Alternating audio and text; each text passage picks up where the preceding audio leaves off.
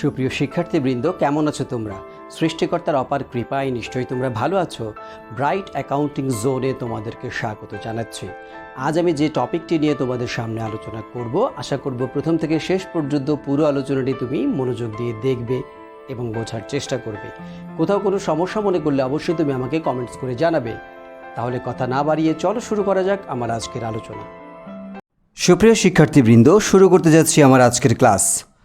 আজ আমি তোমাদেরকে এই অঙ্কটির সমাধান করে দেখাবো, সমন্বয় জাবেদা দেখাবো, কার্যপত্র দেখাবো, সমাপনী জাবেদা দেখাবো এবং পরিশেষে বিপরীত জাবেদা প্রস্তুত করে দেখাবো। আমরা প্রথমে উদ্দীপকটি ভালো মতো পড়ে নিই, দেখে নিই কী কী তথ্য রয়েছে আমার আজকের আলোচনায়। সুকন্যা ট্রেডার্স 2012 সালের জানুয়ারি মাসের 1 তারিখে একটি ব্যবসায় প্রতিষ্ঠান স্থাপন করেন। উক্ত বছর 31 ডিসেম্বর তারিখে কয়েকটি সমন্বয় লিপিবদ্ধকরণের পূর্বে প্রতিষ্ঠানের প্রস্তুতকৃত রেওয়ামিলের অবস্থা ছিল নিম্নরূপ: ব্যাংক জমা, প্রাপ্য বিল, দালান কোঠা, বিক্রয়যোগ্য পণ্যের ব্যয়, বেতন, শিক্ষানবিশ ভাতা, উপযোগ খরচ। এখানে ছিল দেনা, মূলধন, শিক্ষানবিশ সেলামি, বিক্রয়। সমন্বয়ে ছিল সমাপনী মজুদ পণ্য 31 ডিসেম্বর তারিখে 10,000 টাকা মূল্যায়ন করা হয়েছে। 2 নম্বরে বলেছে শিক্ষানবিশ সেলামি 2 বছরের জন্য পাওয়া গিয়েছে। 3 নম্বরে বলেছে অগ্রিম বেতন প্রদান 5,000 টাকা। 4 নম্বরে বলেছে স্থায়ী সম্পত্তির উপর বার্ষিক অবচয় 8% হারে ধরতে হবে। তো আমার ক নম্বরে চেয়েছে সমন্বয় জাবেদা দাখিলা দেখাও, খতে বলেছে কার্যপত্র করো, গতে বলেছে সমাপনী জাবেদা দাখিলা দেখাও, আর ঘতে বলেছে প্রয়োজনীয় বিপরীত দাখিলা প্রস্তুত করো। প্রথমে আমি সমন্বয় জাবেদা দাখিলা তোমাকে প্রস্তুত করে দেখাচ্ছি। কোনগুলোর সমন্বয় জাবেদা হবে? এই যে নিচে যেই তথ্যগুলো রয়েছে আজকের অঙ্কে, এই 4টি সমন্বয়ের জাবেদাকেই মূলত সমন্বয় দাখিলা বলা হচ্ছে। তো আমি এখন ছক এঁকে তোমাকে ছকের মধ্যে সমাধানটি পর্যায়ক্রমে করে দেখাচ্ছি। সমন্বয় জাবেদা দাখিলা প্রস্তুতের জন্য আমার ছক রেডি হয়ে গেছে। এখন আমি পর্যায়ক্রমে সমন্বয় দাখিলা দিব। প্রথম সমন্বয়টি আমরা আরেকবার একটু দেখে নিই। দেখো, প্রথম 1 নম্বরে বলেছে সমাপনী মজুদ পণ্য 31 ডিসেম্বর তারিখে 10,000 টাকা মূল্যায়ন করা হয়েছে। এটির জাবেদা দিব সমাপনী মজুদ পণ্য ডেবিট, ক্রয় ক্রেডিট। তারিখ হবে ডিসেম্বর মাসের 31 তারিখ, যে সালের অঙ্ক সে সালে। তাহলে 2012 ডিসেম্বর 31, সমাপনী মজুদ পণ্য ডেবিট, ক্রয় ক্রেডিট। এই হচ্ছে জাবেদা। টাকার পরিমাণ ছিল 10,000, আমি 10,000 উভয় পাশে লিখব।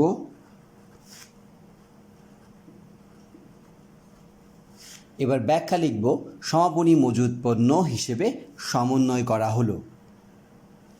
এই হলো ব্যাখ্যা। এবার আমি জাবেদার ছক ক্লোজ করে দিচ্ছি।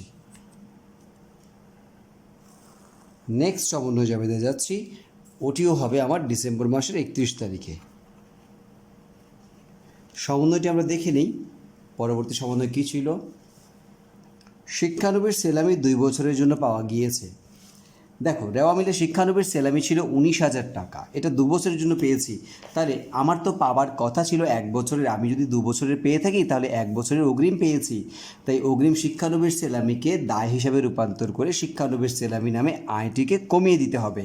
তো আয় কমাতে গেলে শিক্ষানবিশ সেলামি হবে ডেবিট, আর দায় বাড়াতে গেলে অগ্রিম শিক্ষানবিশ সেলামি হবে ক্রেডিট। সো জাবেদাটি হচ্ছে শিক্ষানবিশ সেলামি ডেবিট, অগ্রিম শিক্ষানবিশ সেলামি ক্রেডিট। এখন আমি জাবেদাটি ছকের ভেতরে লিখব। জাবেদাটি আমি লিখেছি। টাকার পরিমাণ 19,000 টাকা ছিল 2 বছরের জন্য, তাহলে 1 বছরের অগ্রিম হবে 9,500 টাকা। 9,500 টাকা আমি উভয় পাশে লিখব। এবার লিখব ব্যাখ্যা, অগ্রিম শিক্ষানবিশ সেলামি হিসেবে সমন্বয় করা হলো। ব্যাখ্যা লেখা হয়েছে। এখন আমি এটাকে বন্ধ করে দিব উভয় পাশে দাগ টেনে।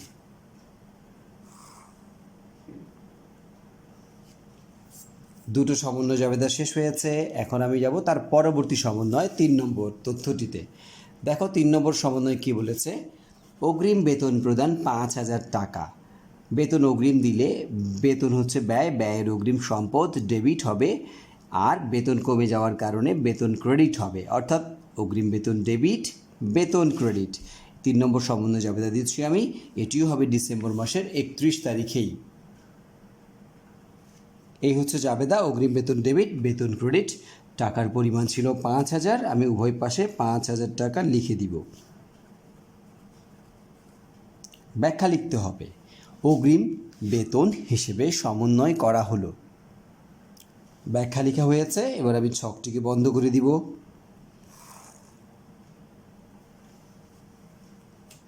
তারপরে যাব আমরা আজকের শেষ সমন্বয় জাবেদা। আমরা একটু উদ্দীপকটি আবারও দেখে নেই। দেখো, লক্ষ্য করো ভালো করে। স্থায়ী সম্পত্তির উপর বার্ষিক অবচয় 8% হারে ধরতে হবে। তাহলে জাবেদাটি হচ্ছে অবচয় ডেবিট, পুঞ্জীভূত অবচয় ক্রেডিট। এখন স্থায়ী সম্পদ কয়টি আছে আমরা একটু মিলে ডেবিট দিকে লক্ষ্য করি। এই যে দালান কোঠা রয়েছে স্থায়ী সম্পদ, আর কোনো স্থায়ী সম্পদ নেই। এ উদ্দীপকে যদি দুইটি স্থায়ী সম্পদ থাকতো, দুটো সমন্বয় জাবেদা দিতে হতো স্থায়ী সম্পত্তির অবচয়ের জন্য। যতগুলো স্থায়ী সম্পদ থাকবে ততগুলো স্থায়ী সম্পদের জন্য জাবেদা আমাকে প্রস্তুত করতে হবে। এই অঙ্কে আমার একটি স্থায়ী সম্পদ রয়েছে, তাই আমরা একটি স্থায়ী সম্পত্তির বার্ষিক অবচয় ধার্য করব। অবচয় ডেবিট, পুঞ্জীভূত অবচয় ক্রেডিট, ডিসেম্বর মাসের 31 তারিখে লিখব টাকাটি। ডিসেম্বর 31 এই তারিখে লিখব অবচয়ের জাবেদা। জাবেদা লিখেছি, এখন টাকা লিখব। আমার দালান কোঠা ছিল উদ্দীপকে 1,28,000, এর উপর ধরতে বলেছে 8%। তো 8% অবচয় ধরলে হয় 10,240 টাকা। 10,240 টাকা আমি উভয় পাশে লিখব। ব্যাখ্যা লিখব, দালান কোঠার বার্ষিক অবচয় হিসাবে সমন্বয় করা হলো। লেখা হয়েছে ব্যাখ্যা। এবার আমরা পুরো ছক এখন এ প্রান্ত থেকে ও প্রান্ত পর্যন্ত বন্ধ করে দিয়ে আমার আজকের সমন্বয় জাবেদা শেষ করে ফেলব। আশা করছি তুমি মনোযোগ দিয়ে দেখে বোঝার চেষ্টা করছো আজকের সম্পূর্ণ আলোচনা।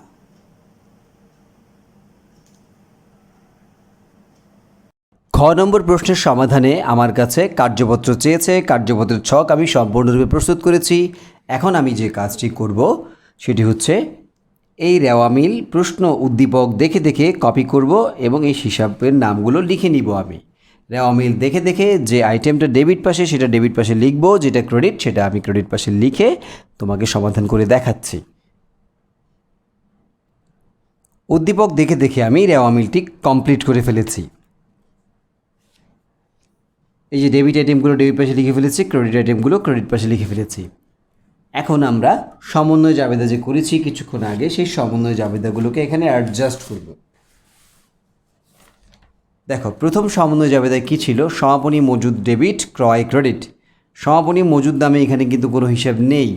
আমি খেয়াল রাখবো সমন্বয় জাবেদার মাধ্যমে যে হিসাবগুলো আমরা লিখব জাবেদায়, সেগুলোর মধ্যে যে নামগুলো অলরেডি এখানে লেখা হয়েছে বা লেখা আছে, সে নাম আমাকে নতুন করে লিখতে হবে না। সেই নামগুলোর জন্য আমি হয় ডেবিট না হয় ক্রেডিটে টাকা লিখে দিব। তবে যদি কোনো নাম এখানে না পাওয়া যায়, সে নাম যদি আমার জাবেদায় লেখা হয়ে থাকে, তাহলে সেই নামটি আমাকে এখানে লিখতে হবে। তুমি দেখো, আমি পাশেই রাখছি, রেখে তোমাকে দেখাচ্ছি। এই যে দেখো, সমাপনী মজুদ নামে কোনো হিসাব কিন্তু আমার এখানে নেই, তাই আমি এখন সমাপনী মজুদ পণ্য নামে একটি নাম লিখব।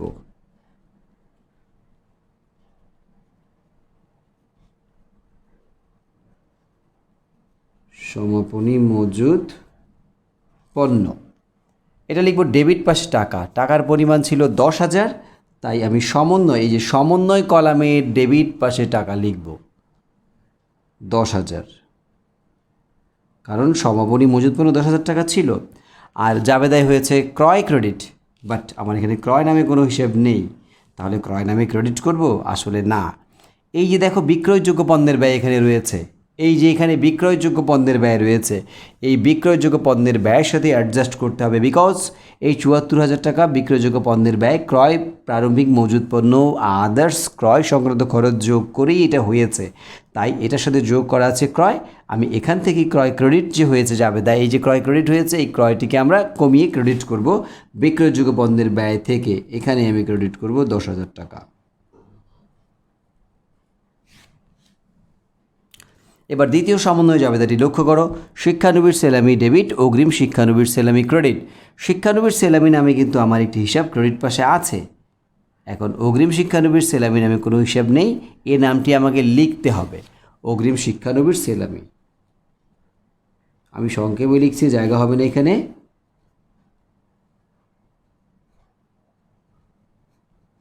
অগ্রিম শিক্ষানবিশ সেলামি ক্রেডিট। ক্রেডিট করতে হবে এই টাকাটি আমার, টাকার পরিমাণ ছিল ৯,৫০০, এই যে ক্রেডিট করলাম ৯,৫০০। আর শিক্ষানবিশ সেলামি ডেবিট করতে হবে ৯,৫০০, এই যে এখানে শিক্ষানবিশ সেলামি রয়েছে, এই কলামে ডেবিট করব ৯,৫০০ টাকা। নেক্সট সমন্বয় জাবেদা দেখো, অগ্রিম বেতন ডেবিট, বেতন ক্রেডিট, অগ্রিম বেতন ডেবিট, বেতন ক্রেডিট।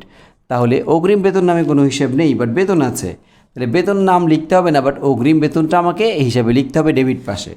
লিখছি অগ্রিম বেতন,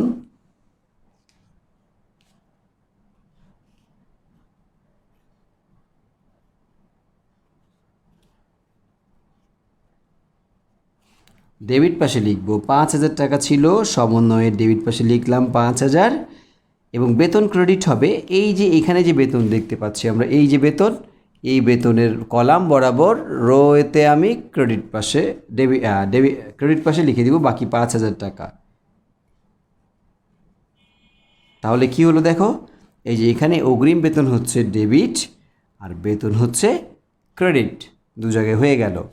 শেষ সমন্বয়টি দেখি, অবচয় ডেবিট, পুঞ্জীভূত অবচয় ক্রেডিট, এই জাবেদাটি হয়েছে।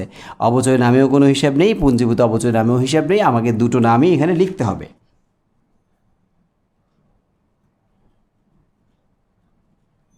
অবচয় ডেবিট ১০,২৪০, ১০,২৪০, আর পুঞ্জীভূত অবচয় ক্রেডিট।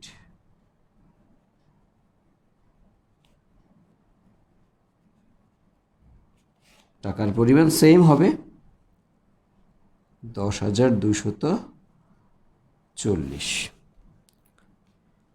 শেষ হয়েছে সমন্বয় জাবেদা স্থানান্তর করা। কার্যপত্রে আমি সমন্বয় জাবেদাগুলো স্থানান্তর করে ফেলেছি। এখন আমাকে করতে হবে সমন্বিত রেওয়া মিল। সমন্বিত রেওয়া মিল করার জন্য আমাকে এই রেওয়া মিলের কলামটির সাথে এই সমন্বয়টিকে সমন্বয় করে সমন্বিত রেওয়া মিল করতে হবে। আমি লক্ষ্য করব যদি কোনো রেওয়া মিল আইটেমের সামনে সমন্বয় কলামে কোনো কিছু থাকে সেটা যোগ হতে পারে, বিয়োগও হতে পারে। যদি ডেবিটে ডেবিটে মিলে যায় যোগ হবে, যদি ডেবিটে ক্রেডিটে হয় তাহলে বিয়োগ হবে, ক্রেডিটে ক্রেডিট যদি হয় তাহলে এটা বিয়োগ হবে। এটার নীতিমালা মেনেই আমি এই সমন্বয়ের রেওয়া মিলটি, সমন্বিত রেওয়া মিলটি ফিল আপ করব। লক্ষ্য করো এখানে ব্যাংক জমা রয়েছে, দেখো সমন্বয়ে কিছুই ছিল না, তাহলে আমি ব্যাংক জমা ডেবিট থেকে সমন্বয়ে ডেবিট পাশে লিখে দিব। এবং এই টাকাটি এখানে বসেছে, আরও একবার বসবে তোমার আর্থিক অবস্থার বিবরণীতে। এই টাকাটি আর্থিক অবস্থার বিবরণীতে আরেকবার বসাতে হবে, তাহলে এটা সম্পদ, এই জন্য এটা আর্থিক অবস্থার বিবরণীতে আরেকবার এই ৪৫,০০০ টাকা বসিয়ে দিব।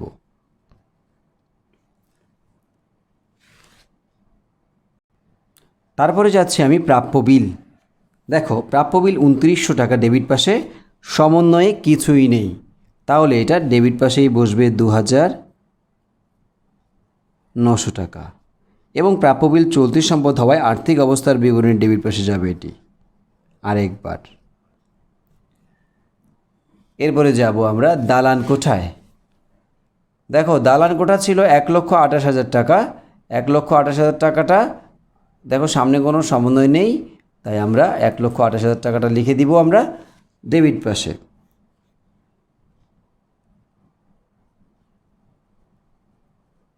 এবং এটি স্থায়ী সম্পদ হওয়ায় আরেকবার আর্থিক অবস্থার বিবরণীর ডেবিট পাশে লিখব।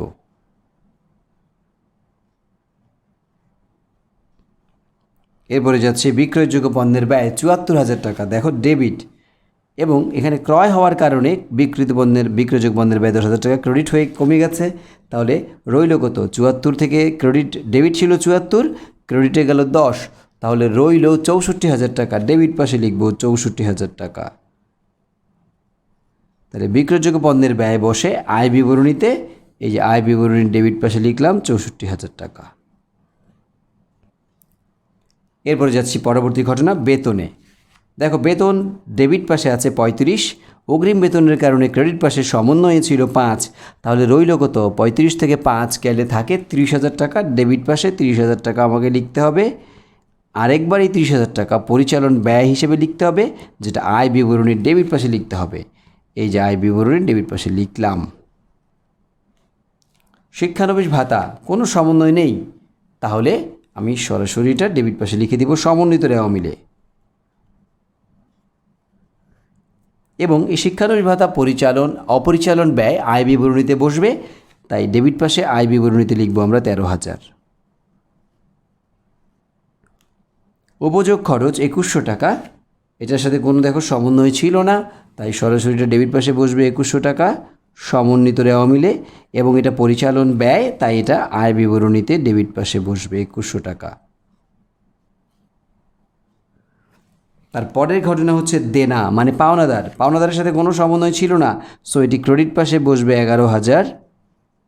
এবং এটা চলতি দায় হওয়ায় এটা আর্থিক অবস্থার বিবরণীর ক্রেডিট পাশে গিয়ে বসবে 11,000।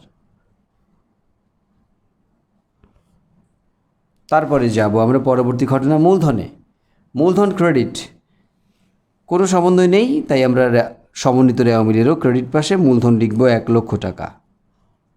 এটা আরেকবার আর্থিক অবস্থার বিবরণীতে গিয়ে বসবে 1 লক্ষ, কারণ এটা মালিকানা সত্ত্ব। তারপর দেখো শিক্ষানবিশ স্যালামি 19,000 টাকা ছিল ক্রেডিট, এতে অগ্রিম হিসেবে শিক্ষানবিশ স্যালামি কমে গেছে ডেবিট হয়ে 9,500, অর্ধেক টাকা, আর বাকি অর্ধেক টাকা ক্রেডিট পাশে রয়ে যাবে। এই যে ক্রেডিট পাশে 9,500 টাকা রয়ে যাবে।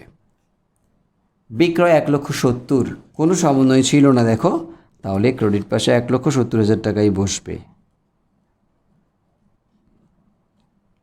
তারপরে আছে সমাপনী মজুদ পণ্য, ডেবিট পাশে সমন্বিত রেওয়া মিলেরও ডেবিট পাশেই 10,000 টাকা বসবে।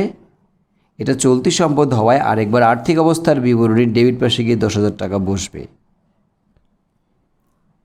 তারপরে আছে অগ্রিম শিক্ষানবিশ স্যালামি ক্রেডিট, এটা সমন্বিত রেওয়া মিলের ক্রেডিট পাশে গিয়ে বসবে। শিক্ষানবিশ স্যালামি অগ্রিম হলে এটা আয়ের অগ্রিম দায় হলে আর্থিক অবস্থার বিবরণীতে গিয়ে আরেকবার বসবে এখানে ক্রেডিট পাশে। তারপরে যাচ্ছি আমরা পরবর্তী ঘটনা, দেখি কি বলেছে। অগ্রিম বেতন, এই যে ডেবিট পাশে আছে 5,000, তাহলে এটা সমন্বিত রেওয়া মিলেরও ডেবিট পাশে বসাবো 5,000। এবং অগ্রিম বেতন চলতি সম্পদ, তাই আর্থিক অবস্থার বিবরণীর ডেবিট পাশে বসবে এই 5,000 টাকা। তারপরে যাচ্ছি আমরা অবচয় ডেবিট, লক্ষ্য করো অবচয় ডেবিট পাশে আছে, সমন্বিত রেওয়া মিলেও আমরা এটা ডেবিট পাশেই লিখব 10,240 টাকা। এটা প্রতিষ্ঠানের জন্য পরিচালন ব্যয়, তাই এটাকে লিখতে হবে আয় বিবরণীর ডেবিট পাশে 10,240 টাকা। অ্যান্ড লাস্ট পুঞ্জীভূত অবচয় রয়েছে। পুঞ্জীভূত অবচয় কত টাকা দেখো, এটাও 10,240 টাকা ক্রেডিট পাশে আছে, সমন্বিত রেওয়া মিলে এটা ক্রেডিট পাশে যাবে 10,240। এই টাকাটি আরেকবার আর্থিক অবস্থার বিবরণীর ক্রেডিট পাশে যাবে, কারণ পুঞ্জীভূত অবচয় মূল সম্পদ থেকে বাদ যায়, মূল সম্পদ থেকে বাদ দিতে হয় আর্থিক অবস্থার বিবরণীতে। আমার লাস্ট কলামটি আর্থিক অবস্থার বিবরণী, তাই ওখানে ক্রেডিট পাশে 10,240 টাকা লিখে দিলে আমার সব লেনদেন বসানো এবং ট্রান্সফার করা শেষ হয়ে গেছে। এখন আমি এক এক করে যোগফল বসাবো, সমাধান করব। প্রথমে আমি রেওয়া মিলের যোগফলটি করব। এই রেওয়া মিলের দুই পাশের যোগফল করে আমি এই যোগফলটি মোটের ঘরে বসাবো। তারপরে যোগ করব সমন্বয়, লাস্ট যোগ করব সমন্বিত রেওয়া মিল। তারপরে আমার আয় বিবরণী করার সময় বিশেষ কিছু কাজ আছে, ওটা আমি আবার দেখিয়ে তোমাকে সমাধানটি করাচ্ছি। আমি প্রথম 3টি কলামের যোগফল লিখে নিচ্ছি। রেওয়া মিলের যোগফল করে দেখলাম, হ্যাঁ দুই পাশে 3 লক্ষ টাকা দুপাশ মিলে গেছে। এবার আমি করব সমন্বয়ের যোগফল দুটো। সমন্বয়ের যোগফলও উভয় পাশে মিলে গেছে 34,740, 34,740 টাকা। এবার আমি যোগ করব সমন্বিত রেওয়া মিলের যোগফল। এবার করেছি সমন্বিত রেওয়া মিলের যোগফল, এটিরও দুপাশ মিলে গেছে 3,10,240, 3,10,240। এখন আমি যাব আয় বিবরণীতে। আয় বিবরণীর ডেবিট পাশ এবং ক্রেডিট পাশ এই দুটোকে মিলিয়ে আমাকে কাজ করতে হবে। তো আমরা আয় বিবরণীটি আরেকবার একটু লক্ষ্য করি। এই যে আয় বিবরণী, বিক্রিত পণ্যের ব্যয় লিখেছি, বেতন লিখেছি, শিক্ষানবিশ ভাতা লিখেছি, উপযোগ খরচ লিখেছি, এখানে দেনা ছিল দায় পাশে লিখেছি, মূলধন ক্রেডিট পাশে লিখেছি, এখানে শিক্ষানবিশ সেলামি ছিল ক্রেডিট পাশে। এটা আয় বিবরণীর ক্রেডিট দিকে যাবে। আমরা এখন এখানে ক্রেডিট দিকে লিখব ৯,৫০০ টাকা। এরপরে এখানে ছিল বিক্রয় ১,৭০,০০০ টাকা, সমন্বিত রেওয়া মিলে এটা আয় বিবরণীর ক্রেডিট পাশে যাবে ১,৭০,০০০ টাকা। এখানে ছিল সমাপনী মূলধন চলতি সম্পদে লিখেছি, এখানে ছিল অগ্রিম শিক্ষানবিশ সেলামি লিখেছি, ৫,০০০ টাকা অগ্রিম বেতন ছিল চলতি সম্পদ আর্থিক অবস্থায় লিখেছি, অবচয় লিখেছি পরিচালন ব্যয় হিসেবে এবং পুঞ্জীভূত অবচয় আর্থিক অবস্থার বিরুদ্ধে লিখেছি। এখন আমরা একটু লক্ষ্য করব, আয় বিবরণীতে তথ্য আছে দুটো, ৯,৫০০ টাকা আর ১,৭০,০০০ টাকা। আর ডেবিট পাশে আছে, এটা ক্রেডিট পাশে ছিল, এখন ডেবিট পাশে আছে ৬৪,০০০, ৩০,০০০, ১৩,০০০, ২১০০ টাকা, ১০,২৪০ টাকা। আমি দেখতে পাচ্ছি আমার আয়ের চেয়ে ব্যয় ছোট, আয় বড় ব্যয় ছোট, ক্রেডিট পাশ বড় ডেবিট পাশ ছোট, তাহলে আমার এই অঙ্কে নিট মুনাফা বের হবে। তাহলে আমাকে যে কাজটি করতে হবে সেটি হচ্ছে এখানে নিট মুনাফা লিখব। আমরা নিট মুনাফা লিখতে হবে। লিখলাম নিট মুনাফা। এখন প্রথমে এই পাশটির যোগফলটি দুপাশে বসাবো, ক্রেডিট পাশের যোগফলটি দুপাশে বসাবো। যোগফল হচ্ছে ১,৭৯,৫০০ টাকা, এটা আমরা দুপাশেই বসাবো। ১,৭৯,৫০০ দুপাশে লিখে নিই আগে।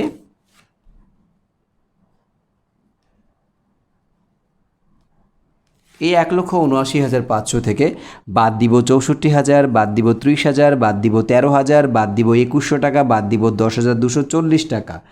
বাদ দেওয়ার পর পার্থক্যের টাকা হবে ৬০,১৬০ টাকা। ৬০,১৬০ টাকা এটা নিট মুনাফা, এটা লিখব ডেবিট পাশে। ৬০,১৬০ টাকা এটা নিট মুনাফা। নিট মুনাফা আরেকবার মূলধনের সাথে যোগ করতে হয়, তাহলে মূলধনের সাথে যোগ করতে গেলে আর্থিক অবস্থার ক্রেডিট দিকে লিখতে হয়, তাই এখানে আরেকবার লিখতে হবে ৬০,১৬০ টাকা লিখলাম। এখন শেষ কাজ বাকি, কার্যপত্রে এই আর্থিক অবস্থার ডেবিট পাশ যোগ করলে আর ক্রেডিট পাশ যোগ করলে দুপাশের যোগফল যদি সমান হয়ে যায় তাহলে আমরা ধরে নিতে পারি আমার সম্পূর্ণ সমাধানটি নির্ভুলভাবে সমাধান হয়েছে। চলো আমরা যোগটি করে দেখি দুপাশ সমান হয় কি না। হ্যাঁ, আমি যোগ করে দেখেছি উভয় পাশে আর্থিক অবস্থার বিবরণীতে যোগফল দুপাশ সমান হয়ে গেছে, ১,৯০,৯০০, ১,৯০,৯০০ উভয় পাশেরই যোগফল মিলে গেছে। তাহলে আমি ধরে নিতে পারি আমার অঙ্কটি সঠিক হয়েছে, আমার কোথাও মনে হচ্ছে না ভুল হয়েছে, আমি নির্ভুলভাবে সমাধানটি করতে পেরেছি। এখন আমি যাব আমার পরবর্তী প্রশ্নের সমাধান, যেটাতে চেয়েছে আমার কাছে সমাপনী দাখিলা। এখন আমি সমাপনী দাখিলা প্রস্তুত করব। এখন সমাপনী দাখিলা কীভাবে প্রস্তুত করব আমি আবারও একটু আলোচনা করে দিচ্ছি। এই যে আয় বিবরণী প্রস্তুত করেছি আমরা, আয় বিবরণীর এই ক্রেডিট পাশের যে আইটেমগুলো থাকবে সেগুলো আয়, ডেবিট পাশের যতগুলো আইটেম থাকবে সবগুলো হচ্ছে ব্যয়। ডেবিট পাশের যতগুলো আইটেম থাকবে সবগুলো ব্যয়, এগুলোকে বন্ধ করতে হবে। প্রথমে আয় বন্ধ করতে হবে, তারপরে ব্যয় বন্ধ করতে হবে, তারপরে নিট মুনাফা হলে নিট মুনাফা বন্ধ করতে হবে, অথবা নিট ক্ষতি হলে নিট ক্ষতি বন্ধ করতে হবে, এবং ফাইনালি যদি মালিক উত্তোলন করে থাকেন সেই উত্তোলনটিকেও বন্ধ করে দিতে হবে। এভাবেই আমাকে সমাপনী দাখিলা প্রস্তুত করতে হবে। আমার আজকের আলোচনায় গ নম্বর প্রশ্নের সমাপনী দাখিলা প্রস্তুত করতে বলেছে। আমি সমাপনী দাখিলাগুলো সবগুলোই লিখে ফেলেছি, সমাধান করে ফেলেছি। এখন আমি এক এক করে তোমাকে বুঝিয়ে দিচ্ছি কীভাবে এই সমাধানটি করেছি। তুমি একটু লক্ষ্য করো আমার কার্যপত্রের দিকে।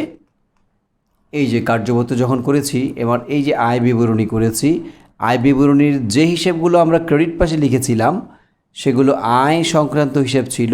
প্রথমে এই আয় সংক্রান্ত হিসাবগুলোকে আমার বন্ধ করতে হবে। এখানে এই অঙ্কে দুটো আইটেমে ছিল, একটি ছিল শিক্ষানবিশ ভাতা, আরেকটি ছিল শিক্ষানবিশ সেলামি ছিল ৯,৫০০, আর বিক্রয় ছিল ১,৭০,০০০।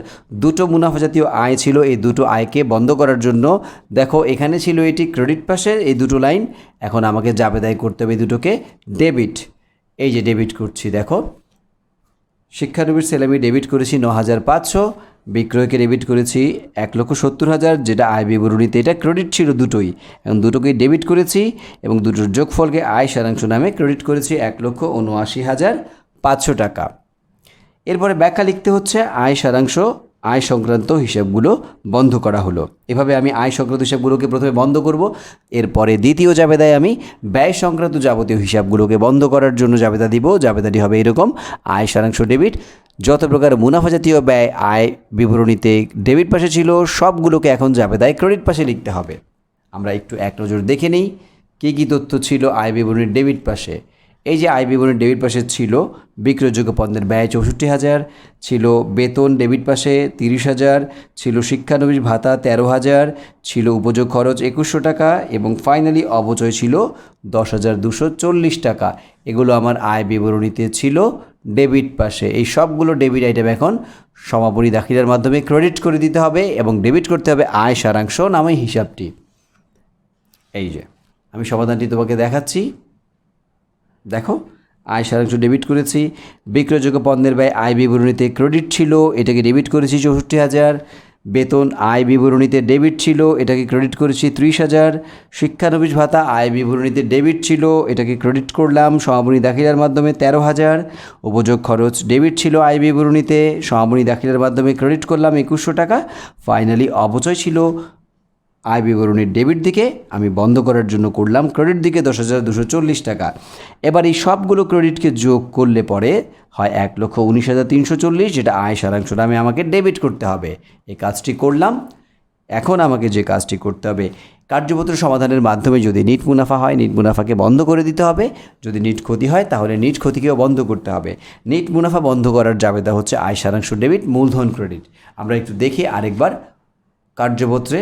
এটা আমার নিট মুনাফা বের হয়েছিল, এই যে লক্ষ্য করো নিট মুনাফা বের হয়েছিল 60,160 টাকা। এই নিট মুনাফাকে এখন বন্ধ করার জাবেদা দিতে হবে আয় সারাংশ ডেবিট, মূলধন ক্রেডিট। মূলধন ক্রেডিট কেন? কারণ নিট মুনাফা হলে মূলধনের সাথে সমন্বয় করতে হয়, তাই মূলধনের সাথে আমরা অ্যাডজাস্ট করে দেখাতে হবে। তাই আমি এখন দেখাচ্ছি নিট মুনাফা বন্ধ করার জাবেদা। এই যে নিট মুনাফা বন্ধ করার জাবেদা আমি দিয়েছি, আয় সারাংশ ডেবিট 60,160, মূলধন ক্রেডিট 60,160। ব্যাখ্যা লিখেছি কি, নিট মুনাফা মূলধন হিসেবে স্থানান্তর করে আয় সারাংশ বন্ধ করা হলো। এরই মাধ্যমে শেষ হয়ে গেছে আমার আজকের আলোচনায় সমাপনী দাখিলা। আশা করছি তুমি মনোযোগ দিয়ে দেখেছো এবং বোঝার চেষ্টা করেছো। আজকের আলোচনায় ঘ নম্বর প্রশ্নে বিপরীত জাবেদা চেয়েছে। বিপরীত জাবেদা প্রস্তুতের জন্য আমার ছক রেডি হয়ে গেছে। এবার আমি জাবেদা প্রস্তুত করব এক এক করে। এই জাবেদাটিও দিতে হবে। আমার ডিসেম্বর মাসের 31 তারিখ 2012 সালের অঙ্ক ছিল। ডিসেম্বর 31 তারিখ হিসাবকালের শেষ দিনে এই জাবেদাটি দিতে হবে। এখন কি কি জাবেদা দিব আমি একটু তোমাকে আমার সমন্বয় জাবেদা যে আমি করেছিলাম সেগুলো একটু দেখাচ্ছি, এক এক করে একটু লক্ষ্য করো। এই যে প্রথমে আমরা করেছিলাম সমাপনী মজুদ পণ্য ডেবিট, ক্রয় ক্রেডিট। এখানে অগ্রিম নামেও কোনো হিসেব নেই, বকেয়া নামেও হিসেব নেই। সো এটির বিপরীত জাবেদা হবে না। বিপরীত জাবেদা মূলত আমি যে সমন্বয় জাবেদা প্রস্তুত করি সেই সমন্বয় জাবেদায় যদি অগ্রিম বা বকেয়া সৃষ্টি হয় তাহলে তার জন্যই আমাকে বিপরীত জাবেদা দিতে হয়। তো প্রথম জাবেদায় অগ্রিম বকেয়া নেই, এটি বাদ, এটির উপর কোনো বিপরীত জাবেদা হবে না। এবার দ্বিতীয় জাবেদাটি দেখো, একটু লক্ষ্য করো ভালো মতো। শিক্ষানবিশ সেলামি ডেবিট, অগ্রিম শিক্ষানবিশ সেলামি ক্রেডিট। এই যে এখানে অগ্রিম শিক্ষানবিশ সেলামি নামে একটি হিসাব আমি ক্রেডিট করেছি। এখন এই জাবেদাটির বিপরীত জাবেদা দিতে হবে। এই জাবেদাটি এখনকে কী করতে হবে, এইভাবে উল্টিয়ে দিতে হবে। অগ্রিম শিক্ষানবিশ সেলামিকে ডেবিট করব, শিক্ষানবিশ সেলামিকে ক্রেডিট করলে আমার বিপরীত জাবেদা দেয়া হয়ে যাবে। তো চলো আমরা সমাধান করে দেখাচ্ছি।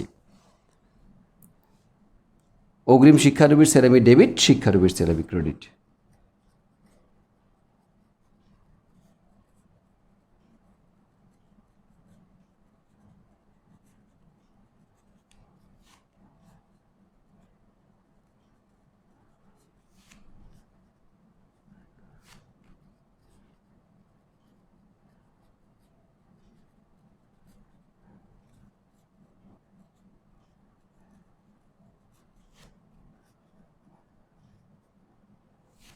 ব্যাখ্যা লিখব। টাকা ছিল 9,500 টাকা লিখব। উভয় পাশে। এখন এটার ব্যাখ্যা লিখতে হবে। অগ্রিম শিক্ষানবিশ সেলামির বিপরীত জাবেদা দেয়া হলো।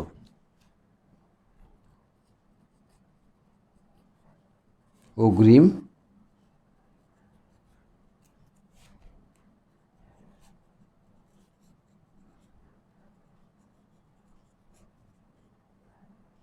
সেলামির বিপরীত জাবেদা দাখিলা হিসাবভুক্ত করা হলো। এই ব্যাখ্যা লিখলেও হবে। ব্যাখ্যা লিখে শেষ। এবার আমি ছকটিকে বন্ধ করে দিব।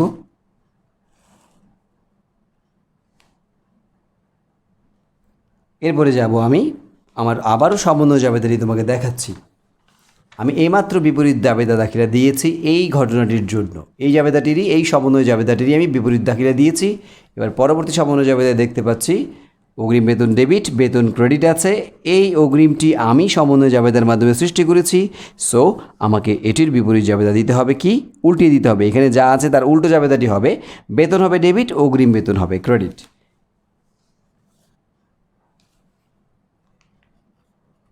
ডিসেম্বর 31, বেতন ডেবিট,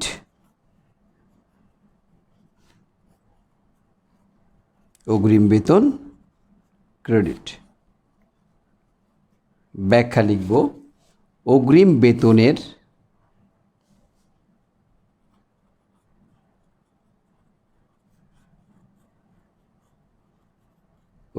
বেতনের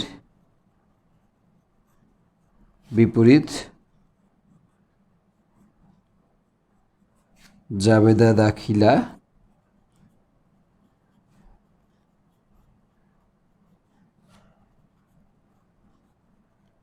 হিসাবভুক্ত বা লিপিবদ্ধ করা হলো। টাকার পরিমাণ ছিল 5,000 ছিল। উভয় পাশে আমি 5,000 লিখলাম। এরপরে আমি পরবর্তী সমন্বয় জাবেদাটি আবার দেখব। আমি এইমাত্র এই সমন্বয় জাবেদাটির বিপরীত দাখিলা দিয়েছি। এখন লাস্ট সমন্বয় জাবেদা দেখতে পাচ্ছি বলেছে অবচয় ডেবিট, পুঞ্জীভূত অবচয় ক্রেডিট। এটা অগ্রিমও নয়, বকেয়া নয়। সো এটির কোনো বিপরীত দাখিলা দিতে হবে না। তাহলে আজকের আলোচনায় এই দুটো বিপরীত দাখিলাই প্রযোজ্য ছিল। আমরা এই দুটো জাবেদাই দিয়েছি। আশা করছি তুমি দেখে আজকের ক্লাস ভালো মতো বোঝার চেষ্টা করেছো। শিক্ষার্থীবৃন্দ, আজকের আলোচনা কেমন লাগলো অবশ্যই কিন্তু তুমি কমেন্টস করে আমাকে জানাবে।